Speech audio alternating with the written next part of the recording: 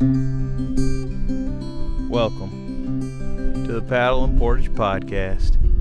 Looking out over Lake Superior from up here on the Superior Hiking Trail. See that freighter over there, LB? It's amazing how massive that freighter is and how tiny it looks surrounded by that giant inland ocean. You know, that lake is a little too early for the lake to freeze. But once it cools down on a calm day, that ice sheet will form and it'll stretch out further than the eye can see until the wind kicks up. Then it starts breaking and crashing, and it comes shooting back in as the waves break the ice and pile it and break it and pile it until all that ice ends up back on the North Shore in heaps and shards, reminding us of the power of both the water and the ice. It's the end of November, start of December, and we have visitors that have come after the turkey feast, the great turkey feast, and the intention of the trip is to get out on the ice. Let's pick it up the morning of what was scheduled to be the first ice fishing trip of the new season. This episode of the podcast is supported by Loon's Nest Coffee. They are closed for the season up the Gunflint Trail until late May 2026. You can still, of course, though, order coffee at loonsnest.coffee. You can get merchandise coffee there, have it shipped to the house right in time for the holiday season. Bob and the crew from Loon's Nest also want you to know they will be back at Canoecopia in Madison, Wisconsin, 2026. I know Bob was there in 2025 handing out coffee to people, talking about the beans and the roasting process. Loon's Nest Coffee, located up the Gunflint Trail, but right now, over the fall, winter, and into the early spring, you want to be ordering from the website, loonsnest.coffee. Appreciate Bob and all the support, and my goodness, are we excited for our cardamom roll come next May. And this episode of the Paddle Portage Podcast is brought to you by Sawtooth Outfitters. They're conveniently located on Highway 61 in Tofty. No matter what season, whether it's your first trip or you are an experienced adventurer, they are there to outfit you with the right gear and knowledge to ensure an unforgettable experience. Winter rentals include snow trekker canvas tents with wood stoves, toboggans, skis, and snowshoes for outdoor winter adventures. Summer rentals include, of course, canoes, kayaks, bikes, guided tours as well. Their outdoor gear store is stocked with clothing, gear, maps, souvenirs, have you covered for all of the seasons. So whether you're on the North Shore for a short getaway or an extended trip, stop in and check them out. Otherwise, you can find them at sawtoothoutfitters.com or give Jeff and Sarah and the crew a call at 218-663-7643. Start planning your BWCA or North Shore adventure now. Sawtooth Outfitters.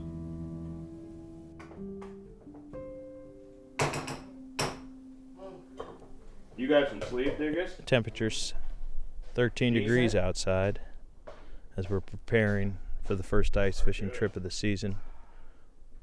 None other than Omaha. Erik Dickes is here for the season opener as we prepare to meet Lord Baxley in town.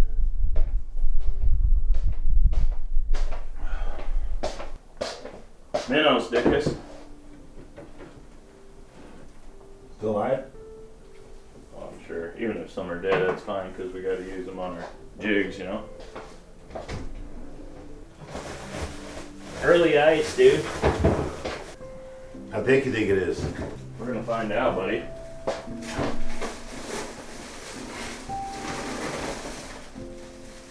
They're all alive, dude.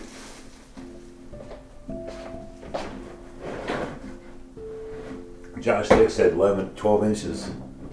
To be safe. Or he ain't going.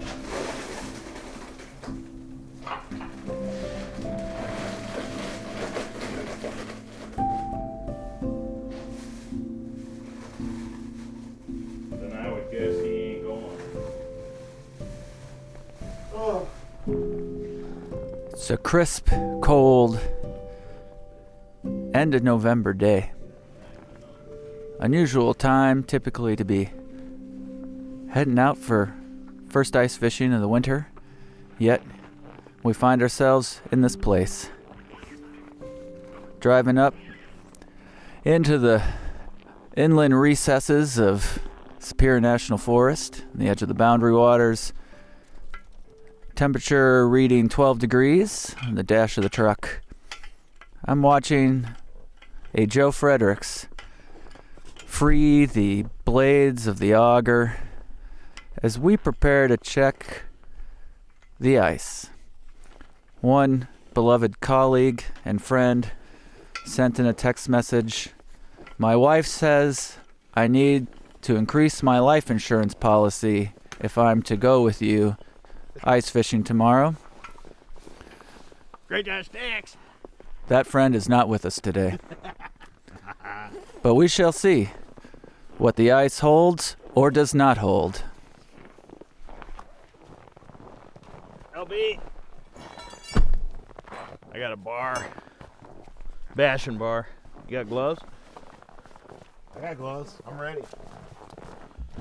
In typical Dickes style, I got gloves. grab that rope, Dickes. I got a rope. Catch Joe if he goes through. I'm going to tie a rope around the one and only Joe Fredericks, who's on 5 of his 9 lives at this very moment. Joe? You gonna drag me in too? If I got this rope, you dragging me in? Can you pull 205 into a lake? I got you. It'll be Evidence of somebody who's already been out here, drilled a hole, and I hopefully made it back. All right, stand back, boys. Take the breaker bar, Joe. Here goes Joe. Do you want to take the rope with you, or Yeah, is that's that what just the for rope's for. decor? Well, get on it, Dickes. Standing around, yakking. Under the arms. Should I tie the knot? You probably got a good safety knot.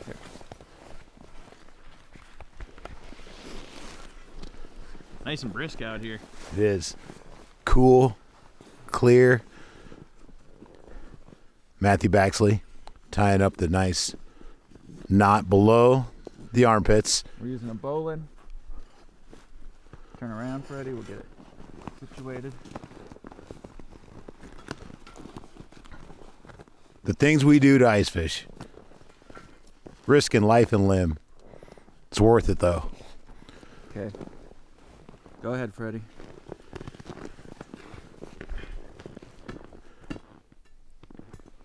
First breaker bar was good.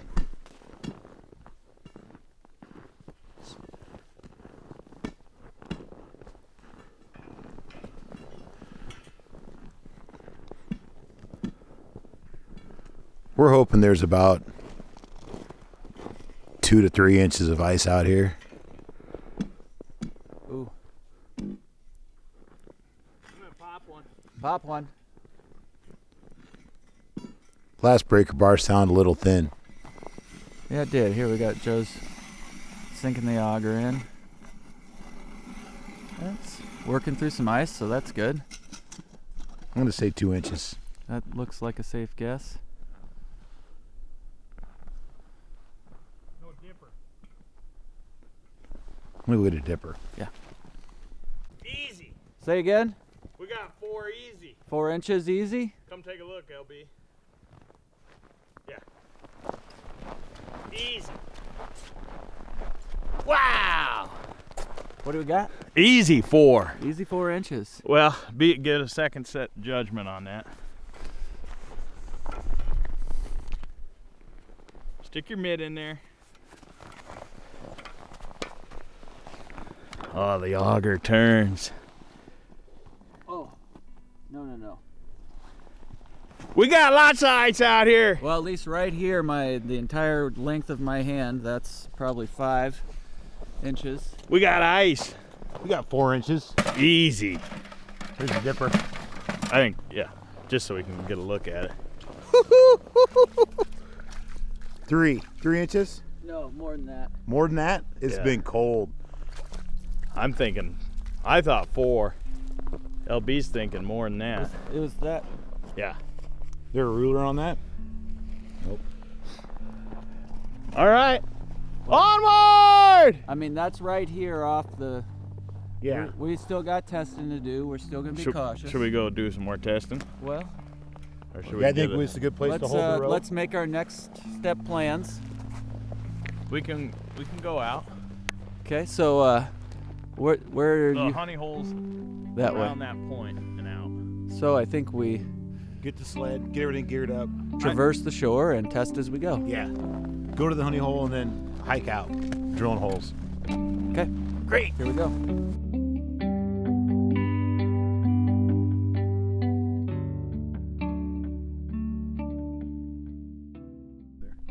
No current and super shallow. Well, what started as 6 inches quickly moved to about 1.5 inches, maybe 1 inch. We formed a line. Joe Fredericks in the front, with the basher bar and the auger. Myself following about 15 feet behind with a rope, and Dickes pulling the sled in the back, ready to respond. We came to a distinct shift in the landscape where the lake went from being a little narrower to opening up in a more wind vulnerable part of the lake. And you, Joe, noticed some changes in the ice, barely discernible under the couple inches of snow, and that's kind of where you slowed down. Yeah, you picked up on that when I stopped and kind of was looking at that. There's a variable. It looked like almost if you're out in Utah where the mesas sort of drop, there's just like slight elevation change almost in the ice, it looked like, and plateaued out, ran to shore from there. So I was kind of just assessing that, proceeding with a lot of caution up to that spot. And we've got this really heavy bar that Jeff Nemitz, what up Nemitz, gave us Senor. gave us his bar years ago. It's great for bashing ice. And I gave it one good solid hit there, and that thing ran a crack from the shoreline out probably 30 feet.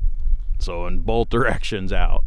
And it was like, okay, that's a new thing. That hasn't happened when we've been bashing where it's been 6 inches. And walked not up to it, but kind of tiptoed up toward that and reached. And this bar is probably 4 feet long or something. Yep. And reached out with the pull, and hit it, and it felt a little different. And then hit it again and right through. Yep. Splashed water up onto my glasses, which then proceeded to freeze. Immediately. I got one eye on you, LB. And so that was like, yep, not good. And maybe it's just this point. And kind of went out a little bit out away from shore to see if we could sort of get around that point. Same thing. Hit it, and it was about probably 1.5 inches at the most, maybe even 1 inch. Maybe 1 inch, type thing. And that means we can't go on this particular lake. And that's a bummer because this is where we wanted to fish. And, Plan A. And plan A. And it's like, this is the spot I want to show. Dickes is up from Omaha. And you got all these ideas in your head about getting these fish. And this is the spot. And that ain't happening. This is what we've been talking about on the podcast for years, LB. You got to do this smart or you're going in. Or there's a good chance, at least. Yeah. And, I don't think any of us want to go in. So we're choosing the smart route. It was well thought through, and we're going to head back and go to Plan B. We'll see you on the next lake.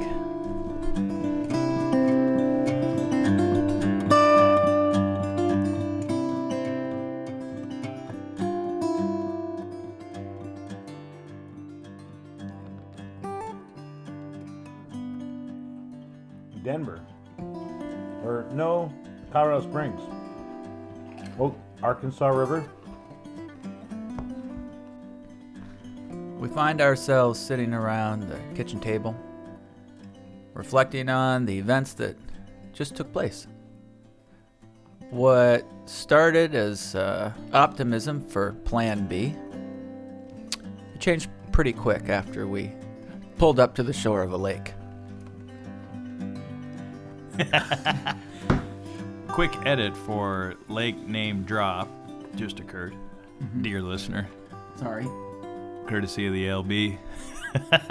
What was going through your mind when we pulled up to that second lake?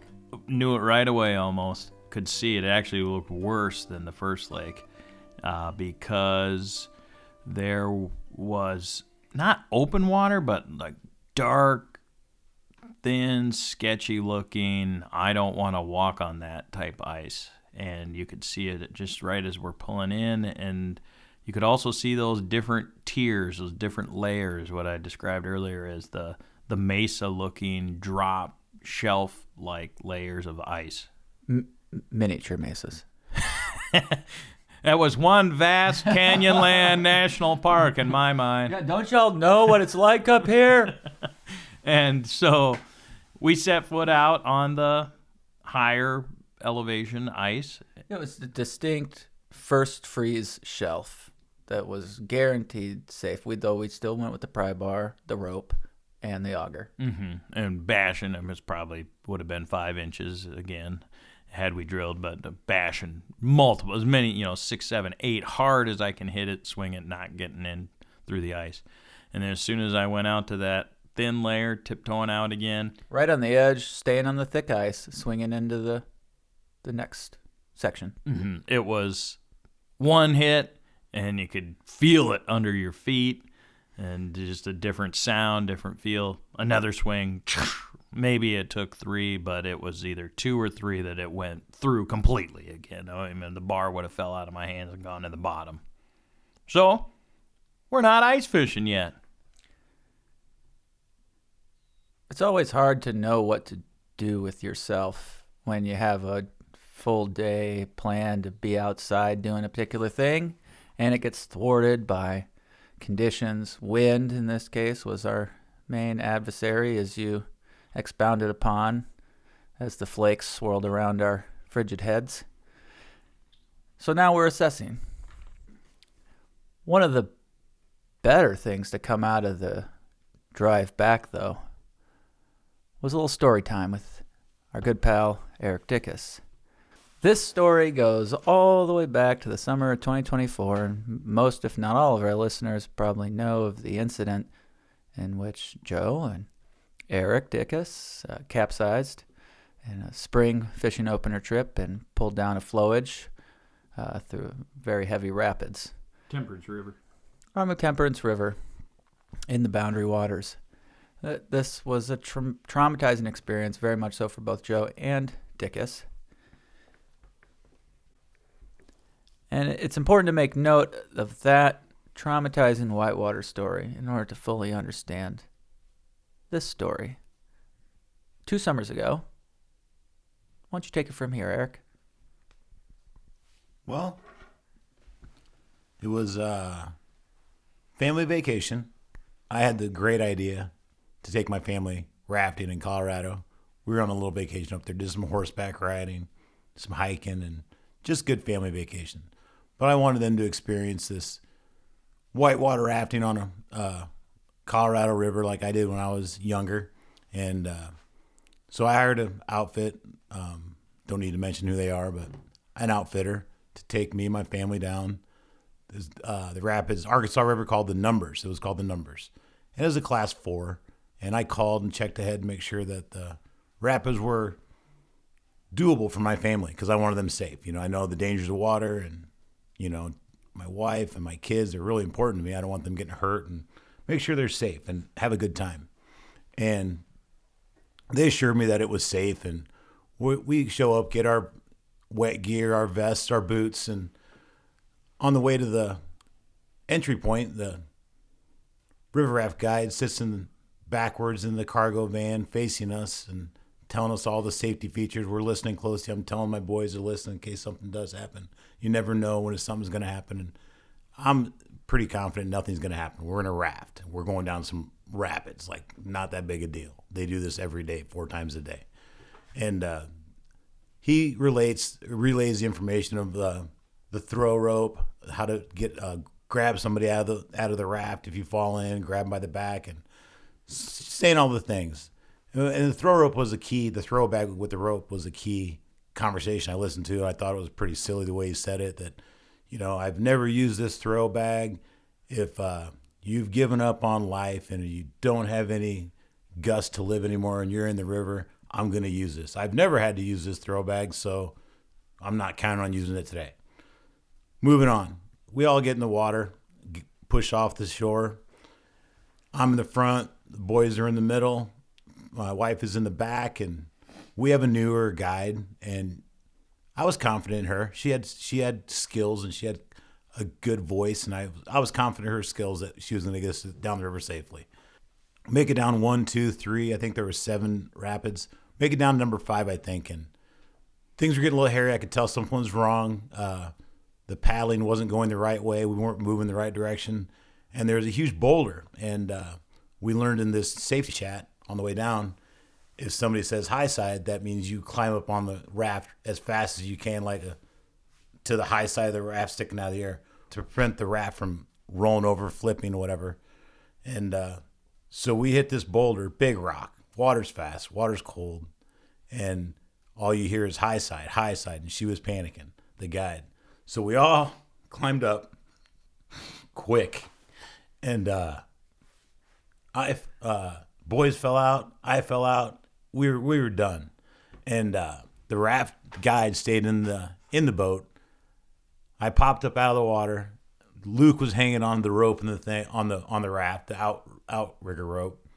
Justin was off the backside, in a little wading pool, he was fine, and walking to the shore. Fallon, I couldn't see her right away, but I saw her positioned over by the raft, and I figured she was safe. Me and Luke were in the current. Luke was holding on the rope. He was scared. I was scared for him, and I told him to let go. He had to let go, otherwise we're just going to go under. He let go, and I saw him swim to the shore. Then I let go, and at that moment, I just kind of checked out, and was floating down the river. And I looked over to the shore, and it was like a slow motion silent film. I saw everybody on the shore waving to me. Hey, swim over. Hey. And I'm just looking at them. And I was just like, man, here we are. I crashed again, within a year of me and Joe being under in some traumatic experience. And nobody was really lost. They were safe. The family was safe. And I knew that. And I wasn't moving. I was just froze, like an out-of-body experience. And couldn't comprehend what I was supposed to do. Everybody was safe, and I was good. And then I saw the guy get the throw rope bag out. I was like, oh, man, he thinks I can't make it to shore. He's never used that before. All these slow-motion thoughts came into my brain. And then I started swimming. And I was probably 50 yards farther than everybody else that was on the shore. And it was real quiet, real safety check, quiet. But it was crazy how I just kind of checked out. And I think it was a lot of the trauma from when Joe and I went under, helpless. It's crazy what that does to you. It was trauma. And we make it back to town and all that. Not much was said to the guide. It was quiet. We were the first swimmers of the season, I guess. And I went back to the restaurant with the family, and I started breaking down crying because I was just, all the emotions came back. Joe, you, and it's just amazing how long that stuff sticks in your brain, even though you don't think it's going to be there.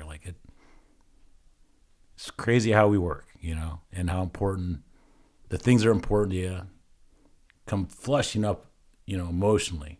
It was an emotional moment, scary. I still tear up about all the things, but I think those memories will always be with me for the rest of my life. In any instance of struggle or fear.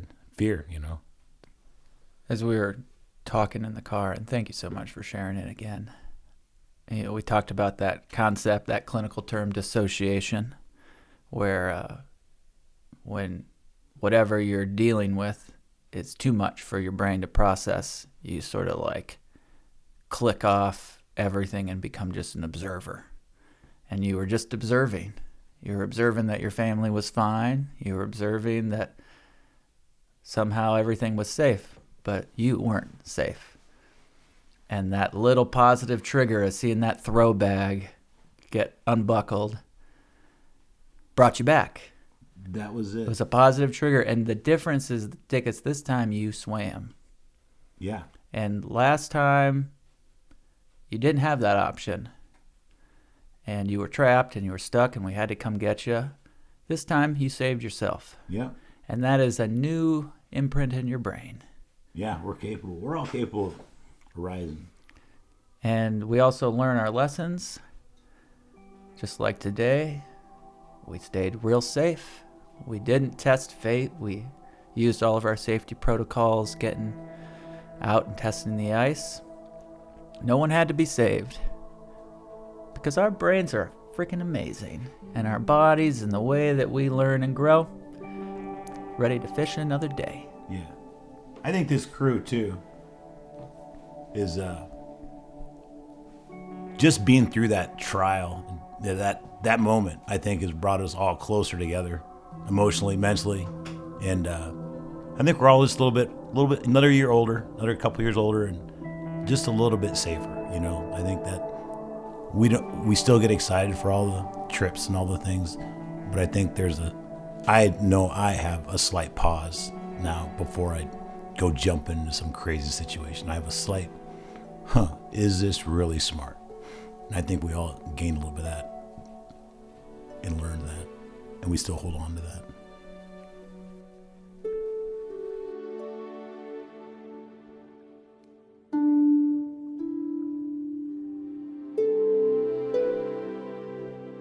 Many thanks to Omaha Erik Dickes for making the journey up. Didn't get out on the ice yet. Well, actually, I take that back. We did get out on the ice. We were out on the ice and then off of it. quickly off of it. Drilled a couple holes, and no tip-ups were set. Vexy didn't even get turned on, LB. It's for the best. It would have just sucked you in. Literally. The hump. There goes the Vexy!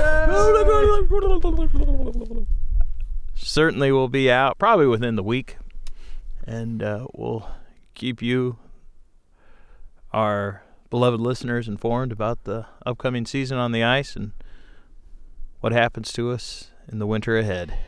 Until then, Lake Superior off in the distance, sun glancing down, beaming, freighter moving off into the distance as we turn the page and welcome the new season.